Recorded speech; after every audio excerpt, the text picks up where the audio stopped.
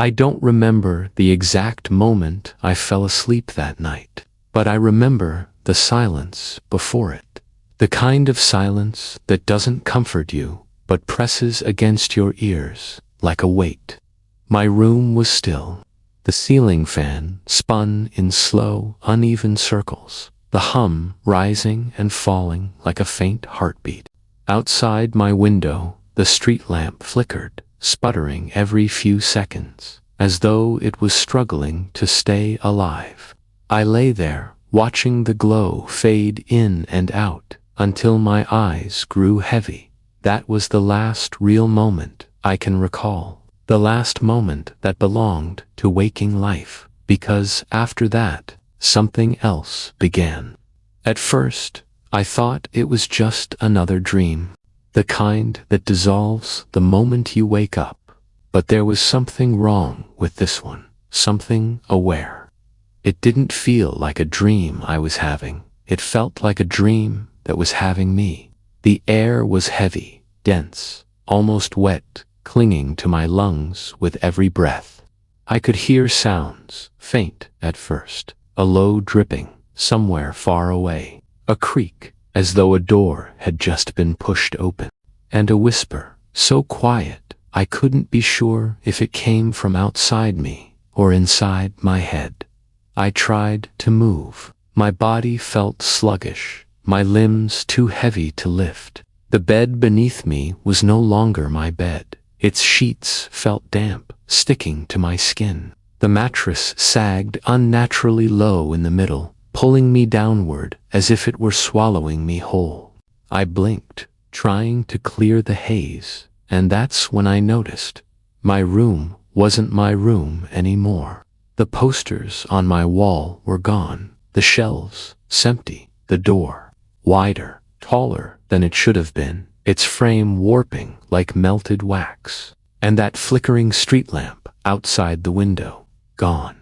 Only blackness remained, an infinite dark pressing against the glass, as though the world outside had been erased.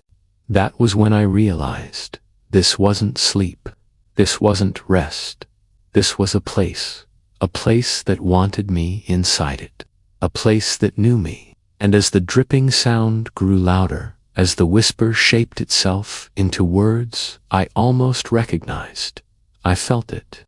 The dream wasn't just showing me things, it was watching me, waiting for me. That was the night my dream tried to kill me. And it all began here. When the walls of my room finally dissolved, I found myself standing in a corridor, long and narrow. It stretched farther than I could see, a place that felt at once unfamiliar, yet disturbingly familiar.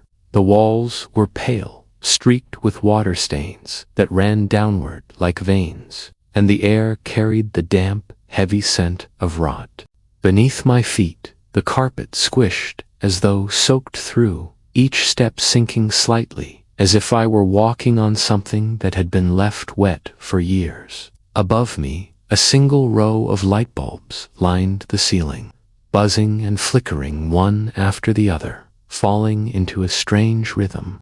The glow never stayed, constant it moved, chasing itself down the hall like a slow, artificial heartbeat. Darkness, light, darkness, again.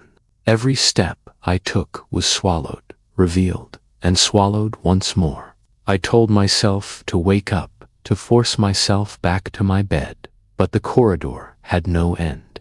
It stretched endlessly in both directions, the stuttering lights pulling my gaze forward, whether I wanted to look or not. There were no doors, no windows, no signs of escape, just that humming, that flicker, that steady rhythm. And then I heard footsteps, not mine. They echoed behind me, soft at first, almost blending with the buzzing above. But soon I realized they were in perfect rhythm with my own. When I stopped, they stopped. When I stepped forward, they followed always, just a fraction of a second after me.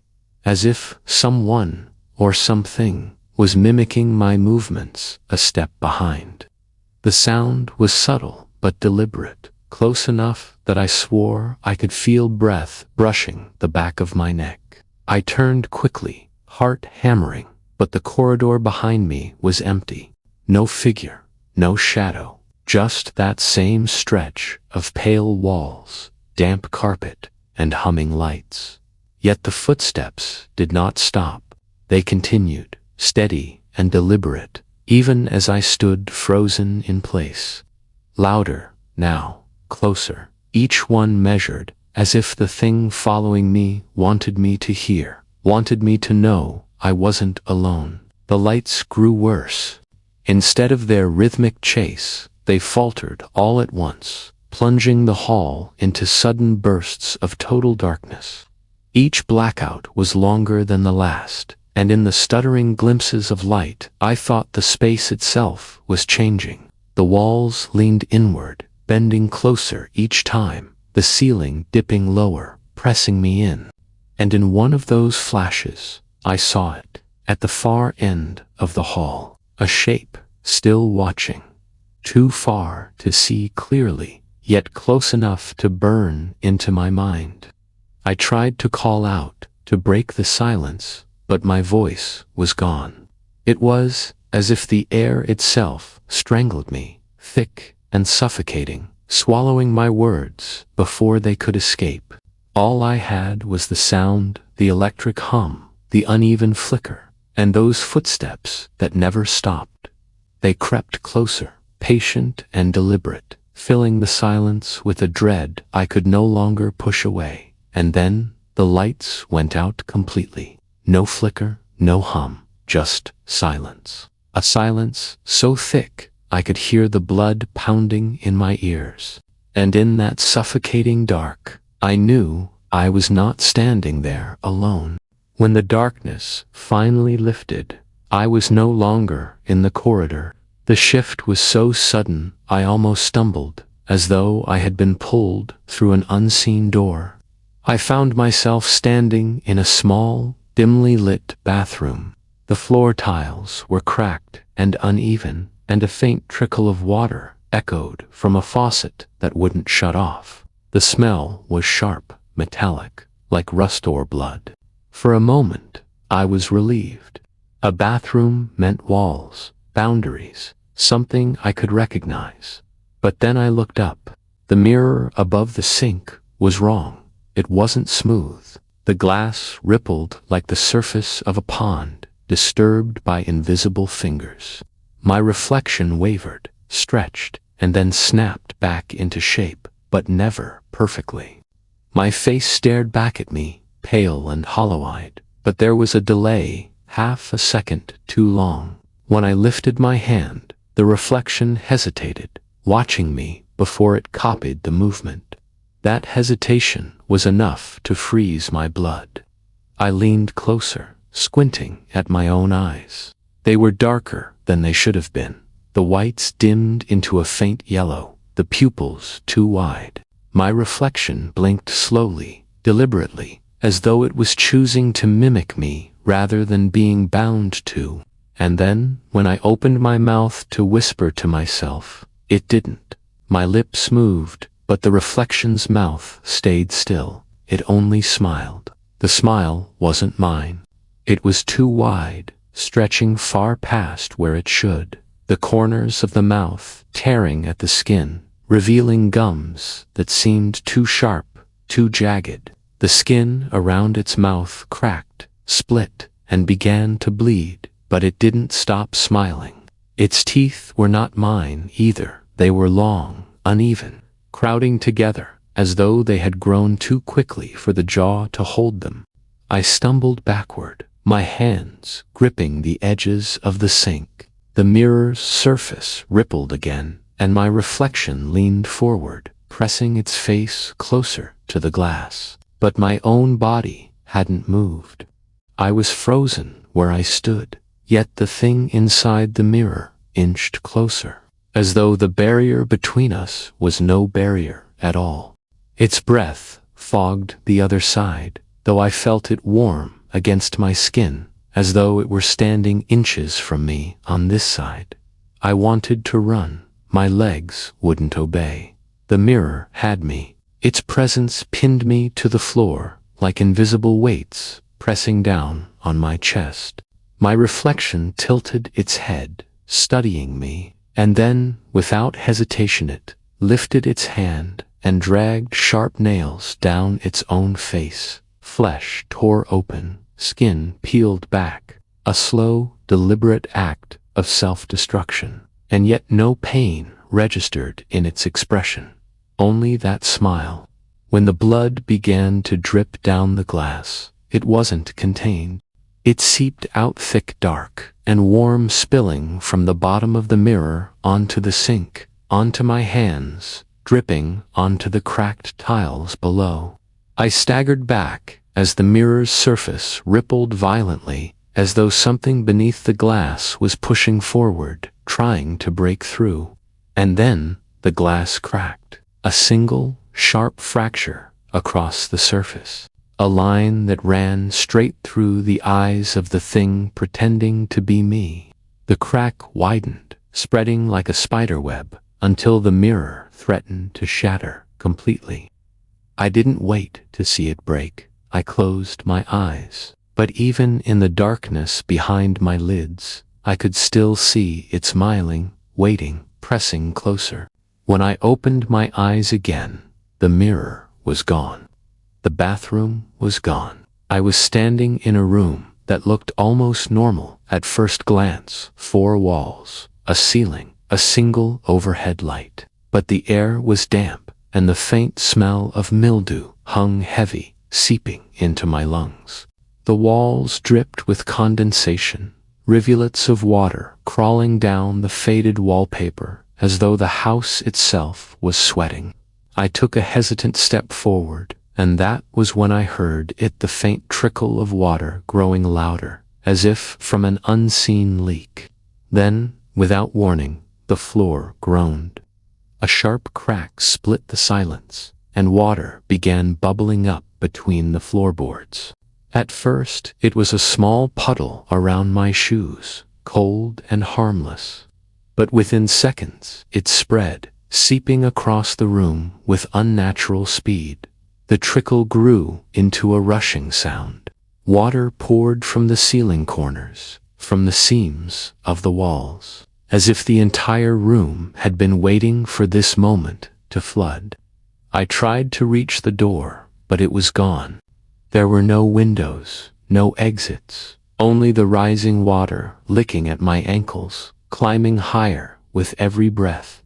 I clawed at the walls, peeling back damp wallpaper, but behind it was not wood, not brick, only black, porous stone, wet and unyielding.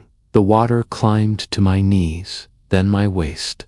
The overhead light flickered as droplets streamed down from above, and when I looked up, I froze. The ceiling was cracking. Not like plaster giving way under pressure, but like glass under a hammer. Jagged lines spread outward, and through the fractures I saw an impossible sight: an entire ocean pressing against the ceiling, its weight straining to come down. Shapes moved in the water above me, vast, slow-moving shadows, too large to comprehend, circling like predators, waiting for the glass to shatter. The ceiling gave way. Water crashed down in a violent torrent, slamming me against the wall, filling my mouth and nose before I could breathe.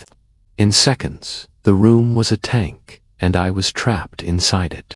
My arms thrashed as I tried to find something, anything, to grip, but the walls were slick and unbreakable. My chest burned, every instinct screaming for air, but the water was merciless, forcing itself into me, and then I saw it, something in the water with me.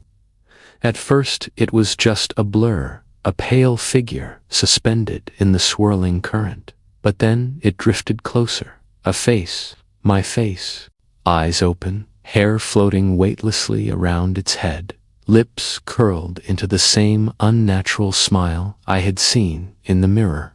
It reached out, hand pale and skeletal, fingers spreading wide as it drifted nearer. Its mouth opened, releasing no bubbles, No sound, only darkness, spilling outward into the water. A cloud of black that coiled around me like smoke. I tried to scream, but the water swallowed my voice. The figure's eyes locked on mine, unblinking, patient, waiting for me to give in. My lungs convulsed, desperate for air, and just as the last of my strength failed, I felt its cold fingers close around my wrist, dragging me deeper into the endless dark. And then, when the water vanished, I collapsed onto a wooden floor, coughing, choking on air that felt too heavy to breathe. I pressed my palms down to steady myself, but the boards beneath me weren't still. They shifted, subtle at first, like the faint rise and fall of something alive. The floor expanded under my hands, then sank, like the rhythm of a chest inhaling and exhaling. It wasn't wood at all. It was ribs. I stumbled to my feet, my soaked clothes clinging to me like a second skin, and looked around. I was inside a house or something that had disguised itself as one. The walls stretched and contracted in slow, deliberate movements, groaning faintly with each breath. With every inhale, the room swelled, the wallpaper pulling taut over the frame beneath. With every exhale, it loosened, creaking and whispering, as though sighing in relief. The air smelled wrong, sour, damp, and fleshy, as though I were standing inside the lungs of something enormous. I tried to find a door, but the frame I pushed against was warm to the touch, pulsing faintly beneath my fingers. The wallpaper was damp and thin. I pressed harder and felt it give like skin. I jerked my hand away in disgust, but when I did, the wall shuddered, and the entire house released a long, low groan. The sound wasn't mechanical, it was alive. I ran down the hallway, the floorboards swelling beneath my steps, forcing me upward, then dropping me down again. The ceiling seemed to bend closer with every breath, ribs pressing inward, narrowing the passage. I reached for a door on the left, yanking it open, only to find another room that pulsed with the same living rhythm. The carpet inside rippled like muscle tissue, twitching faintly. And the window wasn't glass, it was an eyelid, sealed shut, twitching as though dreaming. The house didn't just breathe, it watched. I staggered back into the hall, my heart pounding. But the house's rhythm was stronger now, deeper, heavier. Inhale, exhale. The air grew hotter with each cycle, suffocating me, forcing my chest to follow its pace. I tried to resist, to breathe at my own rhythm, but the pressure in the walls pushed me, herded me, until I was gasping in perfect sync with it. The house wasn't just alive, it was pulling me into itself, teaching me how to be part of it. Somewhere deep inside the structure, I heard a second sound, a thudding, wet and relentless, not a heartbeat many, layered and overlapping, as though countless things were trapped within the walls, beating together in suffocating harmony. The floor bulged upward violently, knocking me to the ground, and I realized, too late, the house wasn't only breathing, it was hungry. The wallpaper tore open in a sudden, violent shudder, and behind it was no wall at a lonely rows of slick, grinding teeth. The plaster cracked as the maw widened, drooling thick strands of saliva that sizzled on the floor. I scrambled backward, hands slipping on the wet boards, but every direction I turned, the house shifted. Doorways closed like clenched jaws, hallways stretched into throats, and the air filled with the guttural sound of something starving. As the walls lunged inward, closing around me, I realized the truth. I wasn't inside the house was inside me. Every breath it took was forcing itself deeper, burrowing into my lungs, syncing its rhythm with mine, until I couldn't tell which heartbeat was mine and which belonged to it, and still, it exhaled, long and heavy, like a predator, savoring its prey before the final bite. The sound of the house breathing faded, and when I opened my eyes, I was seated on a bus. The kind that runs late at night, when the streets are empty, when the world outside feels abandoned. The hum of the engine was low, steady, almost soothing at first, and the faint vibration rattled up through the metal floor into my bones. Fluorescent lights flickered overhead, their pale glow painting the interior in sickly yellow. Rows of empty seats stretched out before me, every cushion torn, every window filmed with condensation, hiding whatever was outside. I didn't remember boarding. I didn't know where the bus was taking me. All I knew was that it was moving fast. The scenery beyond the windows blurred into streaks of black and gray, though no streetlights, no signs, no landmarks ever appeared. It was as if the bus were driving through a void, hurtling forward with no destination. At first, I thought I was alone. The silence was too complete, broken only by the hum of the engine and the occasional rattle of the frame. But then I noticed the mirror above the driver's seat. It tilted slightly, angled down toward the rows of passengers, and in that reflection, I saw it. Someone was sitting 3 rows behind me. I turned my head slowly, my chest tightening, but the seat was empty. No one there. I forced myself to look back at the mirror, and there it was, again clear as day. A figure slumped against the window, its face obscured by shadow, body barely moving. The lights overhead buzzed louder, flickered once, and when they returned, the figure was no longer slumped. It was sitting upright, its head turned, just enough for me to see its eyes glowing faintly red, burning like embers in the dark reflection. I couldn't move, couldn't breathe. The mirror showed it clearly, but when I turned again, the seat behind me was still empty. The air grew heavier, thicker, each breath catching in my throat. I looked forward, gripping the metal pole in front of me like an anchor, but the reflection in the mirror shifted again. The passenger was closer now, to rows behind. The bus rocked violently, lurching forward, and the lights cut out for a split second. When they came back, I felt it, a weight in the air, a presence. My skin prickled, as though something was leaning just inches from me. I forced my eyes upward, toward the mirror. The figure was now in the row directly behind me. Its red eyes burned brighter, glowing through the glass like coals pressed into sockets. Its head tilted unnaturally, bird-like, studying me. The reflection showed its mouth slowly curling into a grin, revealing teeth too long, too sharp, glistening as though wet. I didn't dare turn around. My whole body screamed to run, to leap off the bus, but the windows only showed endless dark. The aisle stretched impossibly long, seat after seat repeating, as though escape wasn't even possible. The bus wasn't carrying me somewhere, it was trapping me, carrying me deeper. The mirror rattled, its edges vibrating, and I knew if I kept staring, I'd see it move again closer, closer, until it sat beside me. But I couldn't look away.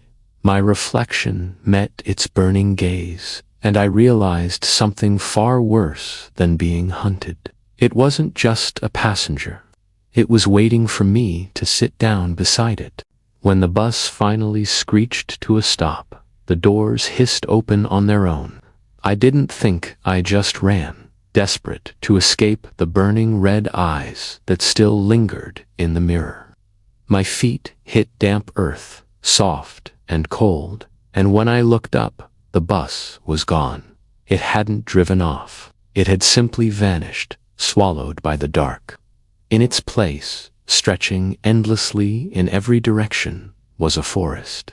The trees stood impossibly tall, their bark blackened and twisted, their branches skeletal and leafless. They creaked and swayed, though no wind touched them, groaning like old wood under a heavy strain. Mist curled low across the ground, wrapping around my ankles, muffling every step. The silence was suffocating until I heard it. A voice. At first it was faint, carried low on the air, a whisper I couldn't quite place. Then another voice joined it, distant but clearer, calling my name. I froze. The sound came from deeper in the woods, pulling me forward against my will. Each step I took made the mist part reluctantly, and with every inch I advanced, the voices multiplied. They came from all around, male, female, young, old. Some sobbed, others screamed, some chanted words, too broken to understand.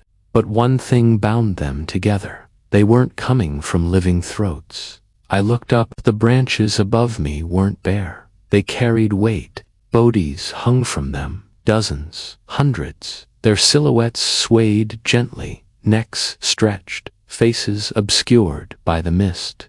Their voices poured down from slack mouths, filling the forest with a chorus of misery.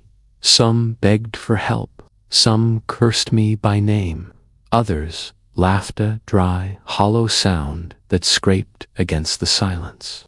My chest clenched as I realized they weren't strangers. Some of those voices were familiar. They sounded like people I knew, people I had lost, even people still alive in the waking world. One body twitched, its legs jerked, its head twisted slowly, unnaturally, until its face turned toward me. The noose creaked as the neck bent too far, snapping, yet the head kept twisting until the face looked directly into mine. Its mouth stretched wide, and the voice that escaped it wasn't its own, it was mine. The others followed, dozens of heads twisted, bones snapping like brittle twigs, mouths yawning open to release the same voice, my voice. Hundreds of versions of me, screaming, laughing, chanting, until the forest roared with a cacophony that shook the air. I clamped my hands over my ears, but it didn't matter. The sound was inside me. Their mouths moved in unison, speaking words I could no longer deny. You don't wake up from this. The branches groaned as the hanging bodies began to writhe violently, thrashing, tearing at their ropes. The forest shook as though every tree was straining to drop them onto me. My knees buckled, my body screaming to flee, but the mist thickened, rising higher, pulling me down as if the ground itself wanted to keep me there. And above, hundreds of broken voices shrieked in one final, deafening chorus, my own voice, multiplied and distorted, until it was unrecognizable. The forest of voices dissolved around me, the trees crumbling into ash that scattered into the mist. When the haze cleared, I was standing in a place that should have been harmless, almost comforting. A playground, the kind built behind schools, surrounded by chain-link fences. The swings swayed gently, though no wind stirred. A merry-go-round creaked as it turned slowly on its own. Rust flaked from the monkey bars, and the slide gleamed faintly under the pale moon above, its surface wet with something darker. At first, the silence was overwhelming. No laughter, no footsteps, no sound at all. Just the faint squeak of the swing chains swaying back and forth. The smell of rust and damp earth filled the air, clinging thickly to my lungs. I took a hesitant step forward, and the ground crunched beneath me. Not gravel, not dirt, but something brittle. When I looked down, I saw the truth.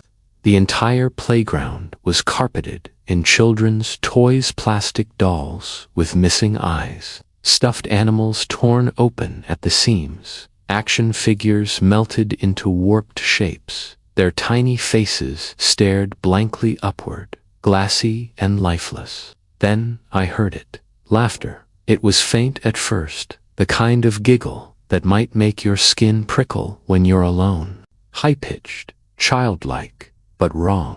It didn't sound joyful. It sounded strained, dragged out, as though someone was forcing the laugh through clenched teeth. I froze, scanning the shadows, and then I saw movement at the far end of the playground. A small figure sitting on the swing. It swayed back and forth, head bowed so low its hair covered its face. The laughter came from it. Short, choking bursts that echoed far too loudly in the night air. I wanted to call out, to ask who it was, but the words caught in my throat. My body knew better than my mind. Whatever it was, it wasn't a child. The swing creaked louder, faster. The figure's head snapped up, and though its face was hidden in shadow, I saw its eyes glint hollow and pale, like two coins reflecting the moonlight. The laughter stopped abruptly. In its place came a long, piercing scream that didn't belong to a child at all. It was deeper, distorted, layered with voices that rose and fell like an orchestra of agony. I stumbled back, but the other equipment had started moving on its own. The merry-go-round spun violently, its rusted frame screeching as it picked up impossible speed. The slide groaned, stretching taller, twisting upward like a serpent rearing to strike. The seesaw slammed up and down as though unseen bodies were jumping on it, each thud shaking the ground beneath my feet. And then the toys on the ground began to move. One by one, their plastic limbs twitched. Dolls turned their heads in unison, their glassy eyes locking onto me. Stuffed animals dragged themselves across the dirt with torn claws of stuffing, their seams ripping wider with each motion. The chorus of tiny voices rose into the night, hundreds of broken giggles, shrill and piercing, weaving into the air until the whole playground rang with them. The swing creaked one final time, and when I looked back, the figure was gone. The chain still swayed, empty, though the sound of laughter lingered. But I felt it, then just behind me. Breath against the back of my neck. Small, shaking, laughing. I didn't turn, because I knew if I did, I would see a face that wore my own smile.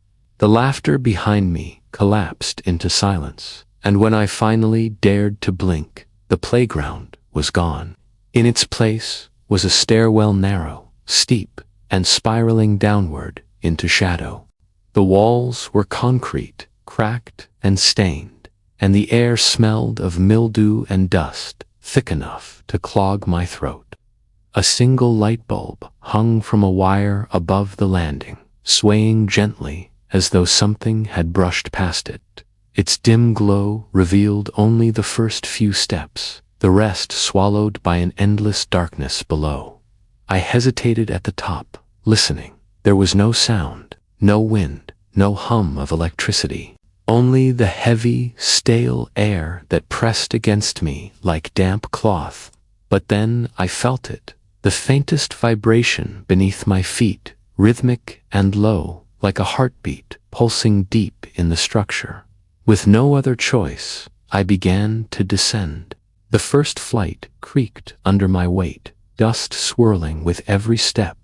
When I reached the landing and turned, I expected to see a new floor, a door, something different. But there was only more concrete, more steps. Another flight, spiraling downward into the same suffocating dark. The light from above barely followed, clinging to me like it didn't want to let me go. I kept walking, one flight, then another. My footsteps echoed off the walls, hollow and endless, until it felt like I was listening to someone else walk beside me. The stairwell was identical every time, the same cracks, the same stains, the same chipped railing beneath my palm. I tried counting the steps to measure the descent, but my numbers faltered. 40, 60, 80. I lost track. The rhythm blurred. Time dissolved. And then I saw it. A figure on the landing below.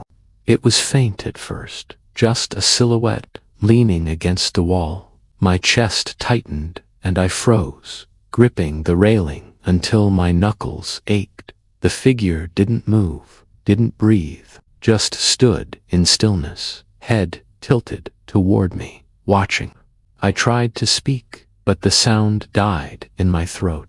Finally, I forced myself to move closer, step by trembling step.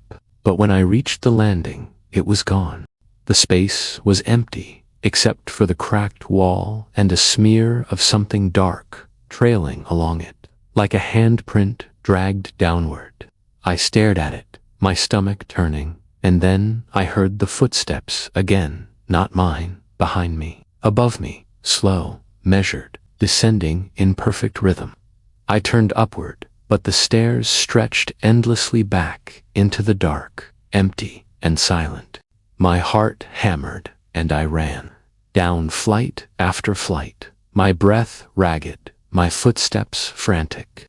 But no matter how far I went, I ended up in the same place, the same landing, the same stains, the same handprint smeared across the wall. The stairwell wasn't leading me anywhere. It was looping, swallowing me deeper with every step. The light above was gone now, swallowed by distance, or stolen by something else. The darkness pressed closer with each breath, until I could no longer see the steps beneath me.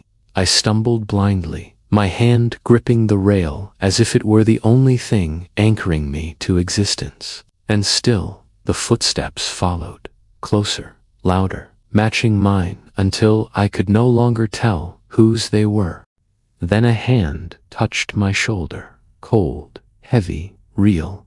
The hand on my shoulder sent a jolt through me, cold as stone, and when I spun around, there was nothing. Only the stairwell stretching endlessly upward, swallowing itself in darkness. My pulse thundered in my ears, but underneath it, another sound crept in. A voice. At first, I thought it was my own thoughts, echoing back at me, distorted by fear. But no, the sound came from ahead, faint, low, whispering from somewhere in the stairwell below.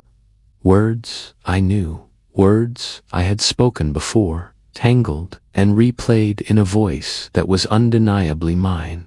I descended slowly, each step dragging me closer to it. The air thickened with every turn, pressing down on me until each breath rattled in my chest. The voice grew clearer, repeating phrases I had whispered to myself in the dark of my real bedroom private fears. Half-spoken confessions I had never said aloud to anyone else. The intimacy of it made my skin crawl. This wasn't just something mimicking me. It knew me. The stairwell opened onto a landing larger than the rest, and there it stood. A figure, tall and thin, its body made of shifting shadow that clung to the walls like smoke, but its face was mine. Or rather, the hollow suggestion of it. Features etched in darkness, lips that moved in perfect sync with the words spilling into the air. My own words, my own voice. Don't look behind you. The phrase slipped from its mouth, soft, sharp, a whisper I remembered muttering years ago when I was alone and afraid of the dark. Hearing it now, repeated back at me, rooted me to the spot. The shadow tilted its head, studying me with eyes that weren't eyes at all, just empty hollows that seemed deeper than the stairwell itself. It stepped forward. Its movements were slow, deliberate, and as it approached, the air grew colder, heavy with the weight of silence. My own voice filled the stairwell in jagged fragments, overlapping, growing louder with each step it took. I can't wake up. It's inside me. It's not me. "It's not me, it's not me." Each phrase echoed around me until the stairwell was full of 100 versions of myself, all speaking at once, drowning my thoughts. I pressed my hands over my ears, but it didn't matter. The voice came from inside me now, vibrating in my bones, shattering every attempt to resist. The shadow reached out, its arm long and thin, stretching unnaturally until its fingers nearly brushed mine. For a moment, the world seemed to freeze, the voices cut off, the air stilled, and in the silence, it whispered only one thing: "You don't belong to you anymore." The hand touched my chest, and I felt my own voice ripped from my throat, torn out like a thread pulled from fabric. I tried to scream, but no sound came. The shadow smiled with my face, lips curling wide, and my stolen voice spoke for it now. I was silent. It was not. And it laughed, in a sound that was undeniably mine. When the laughter faded, the stairwell vanished beneath my feet, and I was standing on glass. A bridge stretched out before me, narrow and endless, suspended over nothing. No sky above, no ground below, only blackness that felt heavier than stone, pressing against the fragile surface beneath me. The glass was so thin I could see my reflection staring back from every angle, warped, cracked, distorted by faint fractures that spidered across its surface. Each step I took sent a pulse through the bridge, a faint groan as though the glass resented my weight. I couldn't hear my own footsteps. I couldn't hear anything at all. My voice was gone, stolen, leaving the world utterly silent. The only sound was the faint creak of glass straining beneath me, sharp and high-pitched, like ice about to break. I wanted to stop, to stand still, but the bridge stretched in both directions, with no end in sight, and behind me, I thought I saw movement, a ripple across the surface, as though something was following close behind. I kept walking. The black void below seemed endless, but every now and then, shapes shifted in it. Not shadows, not illusions, forms, rising like smoke, swelling and fading. I tried not to look, but in the corner of my eye I saw pale hands stretching upward, fingers brushing the underside of the glass, as though they were waiting for me to fall. Their touch left streaks of frost, each one spreading cracks further across the bridge. I moved faster. The glass groaned louder, echoing through the nothingness around me. I glanced down once more, and my stomach clenched. The reflection beneath me wasn't following my movements. It walked a half-beat slower, its head snapping upward suddenly, meeting my gaze with eyes that glowed faintly red. My own reflection, waiting for the moment the glass would shatter so it could drag me down in its place. I ran. The fractures spread like lightning, racing ahead of me, branching out in jagged webs. Every step was a gamble, every pulse of weight threatening to send me plunging into the black. The bridge quivered underfoot, trembling as though something massive had stirred in the void below. My chest burned with breath. I couldn't hear, silence roaring in my ears like a punishment. Then, up ahead, I saw it, a figure standing perfectly still in the center of the bridge, pale, motionless, waiting. I couldn't make out its face, but it radiated familiarity in the worst possible way. It was me, or what was left of me. Its skin was cracked like glass, glowing faintly from within, and as I approached, fractures spread across its body in time with the bridge beneath our feet. It lifted a hand, not to wave, not to reach, just to press one finger against the glass floor. The sound that followed was sharper than thunder, louder than silence, a crack that tore through the void itself. The bridge beneath me split wide open. I had one final instant to see my reflection smiling up from below, its mouth moving though I had no voice to answer. And then the floor gave way, glass shattering, plunging me into the arms of the void that had been waiting all along. The impact knocked the breath from me, though no sound escaped my lips. When I opened my eyes, I was lying on the floor of a room. At first, I thought I was back in my bedroom, the same four walls, the same bed, the same faint outline of the window. Relief almost tricked me into believing it was over, but the longer I looked, the more wrong it became. The walls pulsed faintly, as if alive, like the breathing house I had escaped before. The ceiling sagged low, as though it had been weighted with something heavy pressing from above. The window showed no light, no street, no outside world, just a flat blackness, smooth and endless, like a painted surface.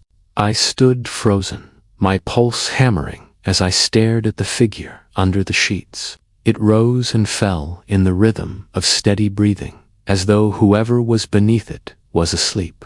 My first thought was impossible, but undeniable. It was me. The blanket shifted slightly, and I saw the outline of my own face, turned to the side. Hair spread across the pillow exactly the way it had been before this nightmare began. I staggered back, bile rising in my throat. The room wasn't mine. It was a replica, a trap designed to make me watch myself sleep while the dream tightened its grip. Then the figure stirred. Its chest stopped moving. No breath, no life. The silence grew unbearable, pressing against my skull, until I thought it would split. Slowly, the figure sat up. The blanket slid from its head, revealing my own face, size wide open, glassy and unblinking. Its mouth moved, but no sound came, only a horrible silence that echoed through me as if the air itself was listening. It swung its legs off the bed and stood, the other me. Its skin was pale, cracked faintly, like broken porcelain. Its smile stretched to wide, a perfect echo of the one I had seen in the mirror. On the bridge, in every place this dream had dragged me through. It didn't lunge, it didn't rush me. It simply walked closer, step by deliberate step, until it stood a breath away. I could feel the cold radiating from its body, see the hollowness in its eyes that were mine, but empty. It leaned forward, pressing its lips close to my ear. For the first time since my voice was stolen, I heard sound again, not my own, not its, but something that belonged to both. A whisper, low and certain. You never woke up. The room shuddered. The floor caved. The walls buckled inward. Nothing. Silence swallowed me whole, and for a long time I thought it was over. The dream, the terror, the endless corridors and mirrors and shadows. I thought I had survived it. When I opened my eyes, I was staring at the ceiling of my bedroom again, the faint hum of the fan overhead, the soft outline of the window where the streetlight flickered outside. My chest ached with every breath, but at least I could breathe again. At least I was awake, or so I told myself. I lay there for what felt like hours, staring at the ceiling, too afraid to move, too afraid to even blink. My throat was raw, my body heavy, but the silence around me was louder than any scream. It didn't feel like safety. It felt like waiting. Then I heard it, a whisper, soft, fragile, coming from somewhere close to close.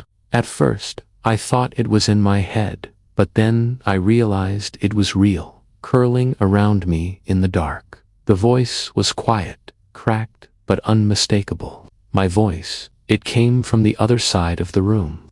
I turned slowly, heart pounding, and saw my bed, my own bed. And there, lying beneath the blankets, chest rising and falling in steady rhythm, was me. eyes closed, lips moving faintly as though whispering through a dream.